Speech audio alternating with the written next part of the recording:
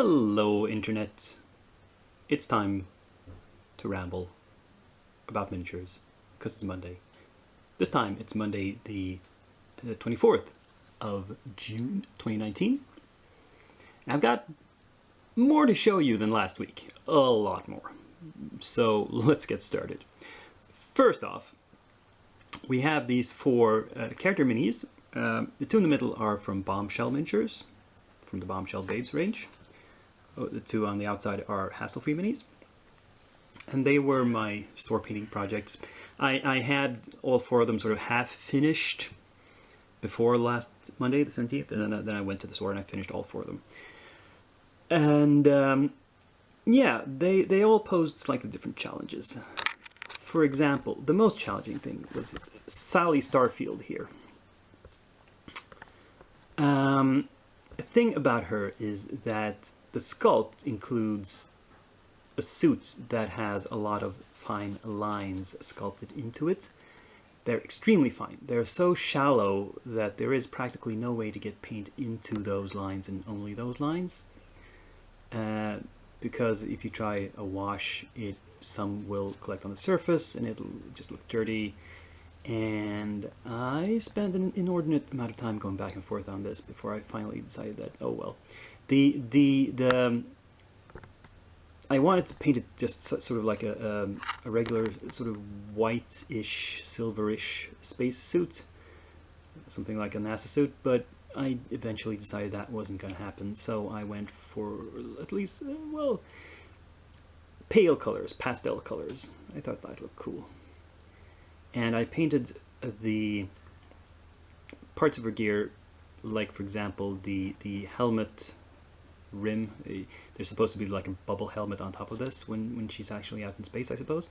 I painted that metal. In the studio paint job it's not, it's just the same color as the suit, but I thought it should really be metal, especially if it provides the connecting point for the jetpack. I mean, the jetpack has to be metallic, doesn't it?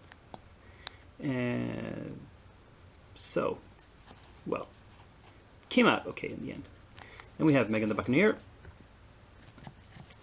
And the challenge, the only real challenge with her is the same as with all Bombshell minis, is that they're true scale, they're very fine, they're realistic in their proportions, they're not heroic scale. And that makes them more difficult to paint. And I have eventually decided that I enjoy painting heroic scale more. I have a lot of these true scale minis from different companies still left to paint, both Bombshell and Dark Sword and the like. But I don't think I'm going to buy any more. I've removed all of the rest of these minis, the rest of this range from my wish list, you could say. Going forward, I find the more outrageously proportioned minis more fun. Like for example, here's another female pirate. This one from Hassle-Free. And see the details, it's all more exaggerated. And that makes it both easier to paint and more fun to paint. I enjoyed painting this girl a lot more than the previous one. And ultimately, you have to do what brings you joy. So, yeah, I'm gonna, well, you won't see the effects for a long time because, as I said, in my mountain of unpainted stuff, there's a lot of true scale minis still to go, and I have to paint them, but I'm not gonna add any more. Finally, this guy, finally for now, at least, whoops, there he goes. I decided to try something again that I don't often do, because I thought about the environment. I thought he's carrying a torch and he's standing on some sort of gravestones, skulls and stuff. So he's in a dark graveyard or underground crypt. And the torch is the only light, so there has to be OSL. And you can see that one side of his face is more in shadow. This is not the lighting in the room. The only light here is from straight above. Well, there's some from the window from outside, but anyway, I've actually painted in. Tried to be kind of subtle about it, but you can see the right side is more in shadow. I could have pushed that more. I could have pushed the contrast higher. But you know, I don't often do this. I don't often do OSL, and this was an experiment. I wasn't really unsure about how far to go with it. Maybe next time I try something similar, I will go more extreme. I mean, part of it is that he's all in metallic, he's all in metal, and the armor, metal will reflect light even in very low light conditions, which means even the parts in shadow, there's going to be some light bouncing off walls and the ground and the gravestones and so forth, and it will glint off the armor even in the parts that are away from the on the opposite side from the torch. So it's not going to be completely black, realistically speaking. If he had been wearing just clothes, I think I would have done more. I would have deepened the shadows even more and brightened the side that's toward the light even more. But, you know, well, tell me what you think. I have no idea how this is going to look if I put him in the light box and take the still pics. It might get all washed out and nothing will be seen of the OSL, but, well, we'll see. Moving on. The first bit of bones I've completed is this magic circle. I don't know if it's a summoning circle or a portal of some sort. But the challenge I set myself here was to differentiate the different parts of the scenery so that so you can see that the circle is made of maybe a different kind of stone than the surrounding. It's been carried there and installed somehow. See, this cracked stone here is a different shade, and the earth underneath it is yet a different one. And actually these rocks are also a different, slightly different color than any of the others. Hopefully that comes across.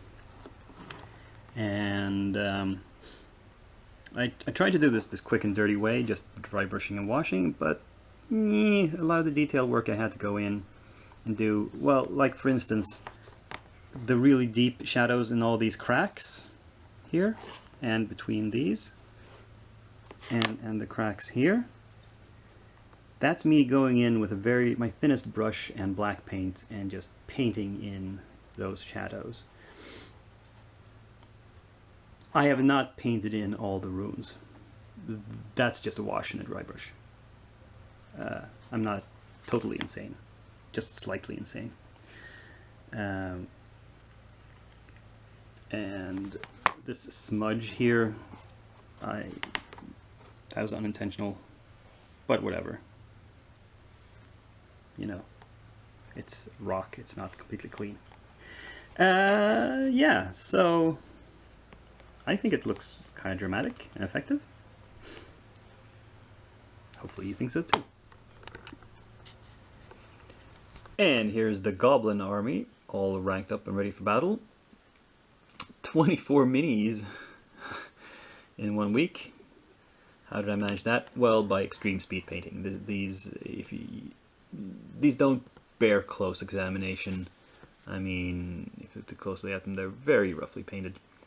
But considering they're cannon fodder, and you know, they will die almost as soon as they're placed on the table, it's appropriate that I don't spend more time on them.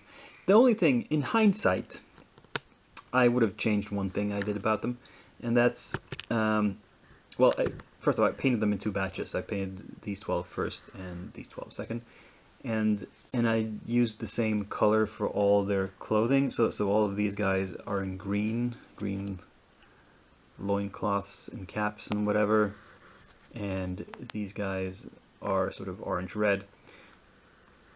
I should have mixed it up. If I had thought about it just slightly before I started, I would not have wanted all the archers to be green. I would have had varied colors, like one green, one red, one blue, one yellow, maybe, just to differentiate them so a little bit and make it look a bit more chaotic, not as organized, because I don't think goblins should look uniform. But if I felt strongly enough about it, I could paint over it, but I don't, because it's not that important. It's just a little thing I would have done differently, as I said, if I had planned it out instead of just making it up as I went along. What the? Even more minis? How am I not done yet? Don't worry. These are the 5 elves, and they are the last finished minis of this week. After this, we'll go over to works in progress. And,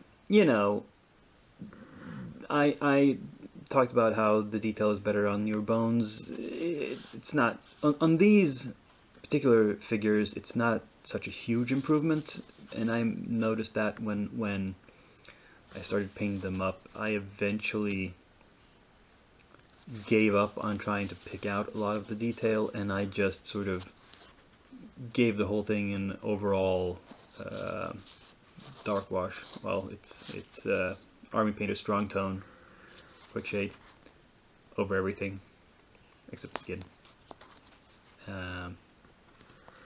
But so they're not super high quality paint jobs. They're good enough for NPCs. This cloak looks so rough. Oh well. As I said, it's bones of the simpler variety, and probably not going to be used for player characters. So, and the Dark Sword project has started up. It hasn't gotten that far. You can see I've done some just some prep work in lining them a little bit. This is something I sometimes do when there's a lot of very fine detail that I'm not sure if I can see everything clearly. So what I will do is I will do a very thin paint wash, which in this case it's a dark brown paint, thinned down with a lot of flow improver and water, and just splashed all over it. And the thing with the paint wash is that unlike like a shade wash, like I said, the Elves washes or Army Painter quick shades, it's not going to tint the surface as much. It's going to just more run into the recesses and just make everything pop out and be more clear as to what everything is. And what I've done besides that is rewatch most of the first DVD. I've gotten as far as there's only one module, as they call it, left, sort of a chapter on the DVD, and that's one where she starts talking about skin tones, which then continues through most of DVD 2. But I got as far as all the discussions, all the intro discussions and all that stuff, talk about prep, and then the very long chapter on base coating, shading, and highlighting, where she goes through her basic method, which is essentially what I just said. She works in layering. She starts with the base coat, the mid-tone, and Jessica Rich I'm talking about now, right? You remember. She'll start from the mid-tone, highlight up, and then shade down, generally speaking, and jumping back and forth a little bit. This is kind of similar to a method I have used previously. I don't normally paint that way anymore for reasons of speed. I use other techniques, but for the purposes of this exercise, I decided to try to follow in her footsteps as much as possible. And what she did as to demonstrate was the cloak on this figure, and she painted it green. I'm not using the exact same paints because she used Reaper paints. These are a combination of Citadel and Vallejo paints. And by the way, the rim, the sort of upturned portion of the hood here is just a placeholder. I just painted that a cream color too, because I don't know what the final color is going to be, just to show that it's not going to be green. And, I'm not Jessica Rich, so I haven't been able to replicate her technique perfectly.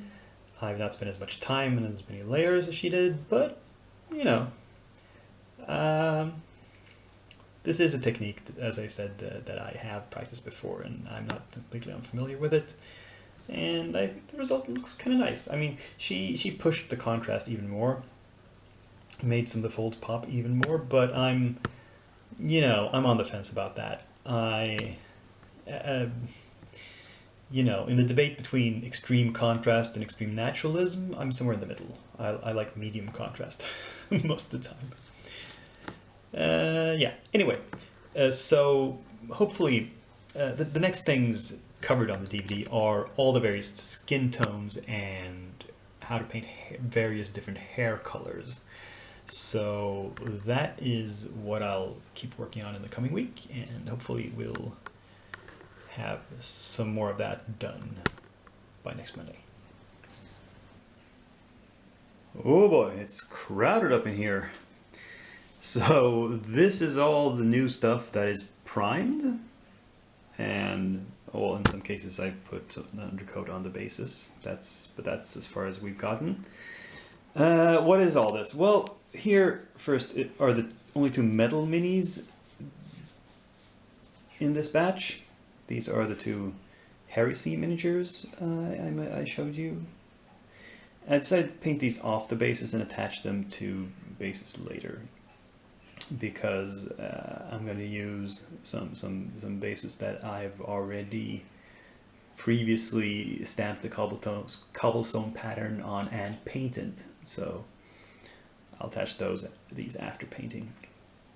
And of course, these are the ones I'm going to bring to the gaming store tonight, the friendly local gaming store, for the painting evening session.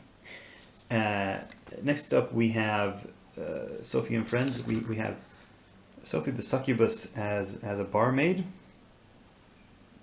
She's holding that serving platter at a weird angle, but that was the way the arm attached.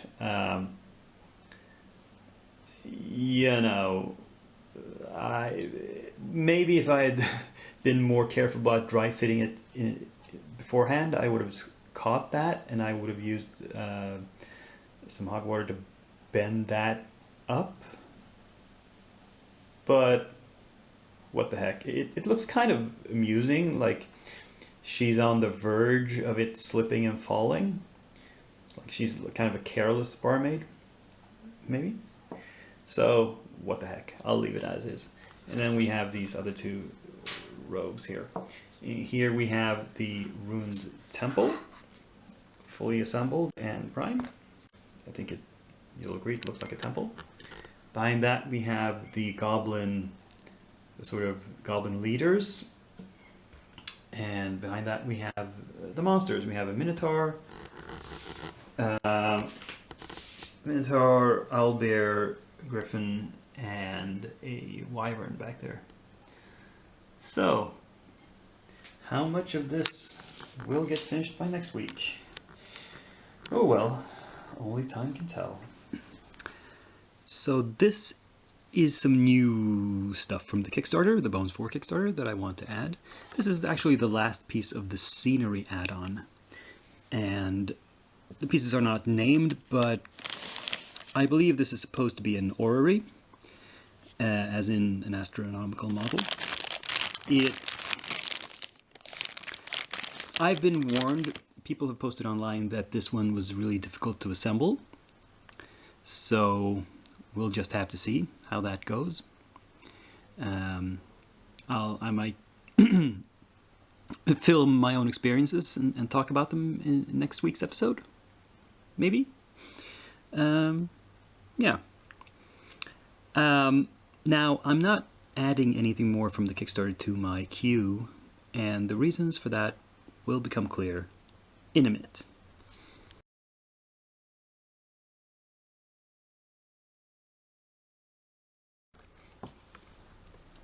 Finally, after like almost a month in the mail, my Reaper order from May, from late May, has arrived. It is a total of 7 models, of which one is the bonus model for the month of May, a Bones Black figure called Terra the Silent. who is some sort of female human rogue, I would say, classify her as. Maybe a ranger, I don't know. A couple of goblins, a goblin commando on dog, which is from the Pathfinder line, because it has that typical Pathfinder goblin look, and it's goblins riding specially bred dogs is a thing in Pathfinder, in their world. Here we have just a more normal goblin, or actually a goblin wizard. We have the Eye of Fear, which is a flying eye. An elvish hunting cat from the Warlords line, and 2 copies of the Moorhound. This is actually a model that I painted in. It exists in bones. I think it's called a Shadow Hound or something there, and it's made in translucent purple plastic. But I wanted a couple of dogs for other purposes, and I'm going to prep all of this for next week. And I'm thinking the goblins and Terra will be my store painting projects for next Monday. And the others I'll paint at home. And we'll just have to see if that's enough, or if I need to add more to the queue during the week. Hopefully this will be enough. And I might... I can explain a little bit about why I've chosen these particular figures. Namely, I've decided to start prepping a future campaign. I'm vaguely in the pre-prep stages for Rise of the Runelords, which is a campaign from Paizo, originally for D&D 3.5, later converted for Pathfinder. I'm not going to be running it in either of those games. I'm going to be running it in either D&D 5e or 13th Age. Not yet decided. And the campaign might not start this year even. Probably next year. But the thing is, Reaper actually has a lot of minis specifically for that campaign, for the named characters in that campaign. And I'm going to want to buy them and paint them up. But I'm going to limit myself to try to buy up to the €40 limit each month you need to get the bonus mini, which means it's going to take me a number of months to collect all of those minis, like the rest of the year maybe.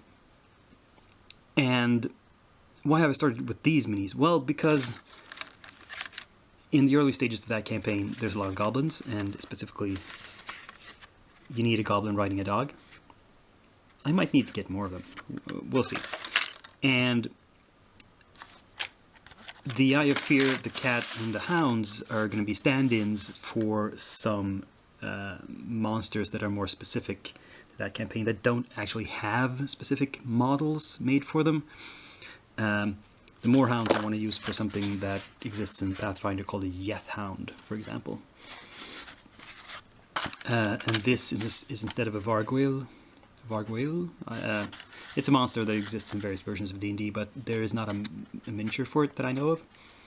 It's a flying head, vampiric head with bat wings as ears. There's nothing like that. This is the closest thing I could find to use as a proxy, actually. So yeah. I'm going to start with these, and this month I'll place an order for some of the more specific minis for the campaign, and I'll show you those as soon as they arrive in the mail. And they probably won't arrive until next month sometime, and I'll start painting them then. Anyway, that's the plan. Long rambling update today, I think. But if you're a faithful viewer, you like it when I ramble for a long time, because I tell you a lot of things. If you agree, click like, subscribe if you haven't done so, comment, tell me what you like and what you don't like. And join me again in a week. Same time, same channel. Till then, I'm Doc Eon, signing off.